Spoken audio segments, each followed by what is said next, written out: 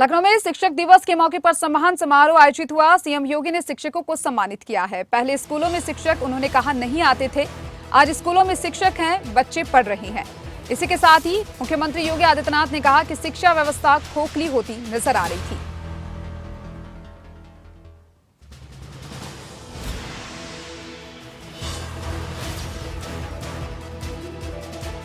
शिक्षक दिवस के मौके पर सम्मान समारोह का आयोजन मुख्यमंत्री योगी आदित्यनाथ ने शिक्षकों को संबोधित किया। इस दौरान उन्होंने कई शिक्षकों को सम्मानित भी किया। शिक्षकों को संबोधित करते हुए सीएम योगी ने कहा कि प्रदेश के 94 शिक्षकों को राज्य शिक्षक पुरस्कार से सम्मानित किया गया है। सीएम ने घोषणा की है कि प्रदेश के 2,09,000 शिक्षकों को टैबलेट बांटा जाएगा। सीएम ने शिक्षकों को शिक्षक दिवस की बधाई देते हुए कहा कि प्रदेश के स्कूलों में 18,381 स्मार्ट क्लास, 880 आईसीटी लैब का उद्घाटन किया जाना है। मिट्टी के ही मॉडल बनते हैं। वह नए बच्चों के लिए या उन मॉडल्स को जो आप तीसरी, चौथी, पांचवी क्लास के बच्चों को पढ़ाएंगे, बताएंगे आम कैसे बनता है, आम में कैसा कलर होना चाहिए। अगर मिट्टी के ही अगर आप बना करके और आंगनबाड़ी में उपलब्ध करवा देंगे तो उस नए बच्चे के लिए भी प्री प्राइमरी में जो बच्चा आएगा उसको सीखने के लिए होगा आम का ये मॉडल है, वो देख लेगा हाँ ये आम है। आपने सेब का मॉडल उसको बनवाने में योगदान कराया कि भाई ऐसे सेब बनता है, ये सेब की आकृति होती है।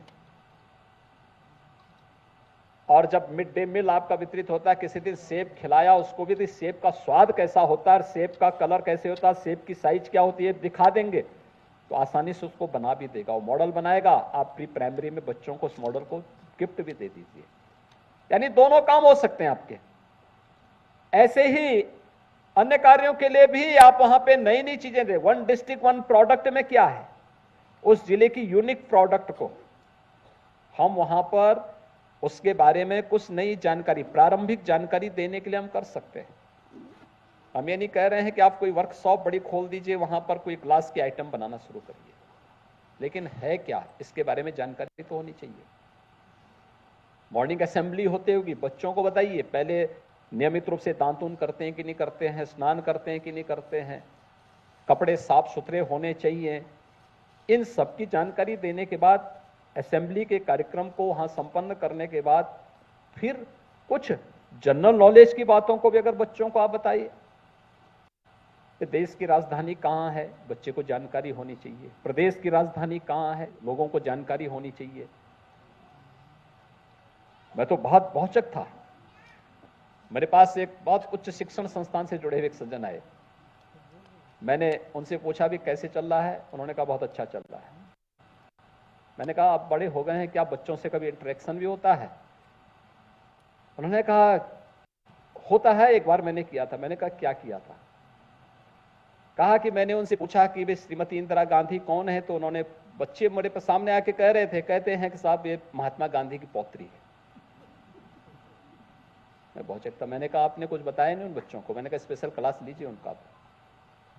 फिर मैंने कहा भी, और कहा कि मैंने उनसे पूछा कि भाई और एनसीआर का है, याद रखना, कि मैंने उनसे पूछा कि भाई राजघाट में, तो उन्होंने कहा साहब मुर्गे जलाए जाते हैं। ये स्थिति थी। यानी ये आपका जनरल नॉलेज है, आप देना क्या चाहते हैं। और इसीलिए मेरी आप सबसे विनम्र अपील होगी, आग्रह होगा कि हम लोग वर्तमान पीढ़ी को बनाने के लिए जितनी मेहनत हो सकती है, मॉर्निंग असेंबली जब होती है, प्रार्थना सभा जब होती है विद्यालयों की, वहां पर नियमित रूप से कुछ ना कुछ पाठ्यक्रम का हिस्सा बनाएं, बताएं। एक नए सिरे से पीढ़ियों को बनाने का कार्य आप कर रहे हैं।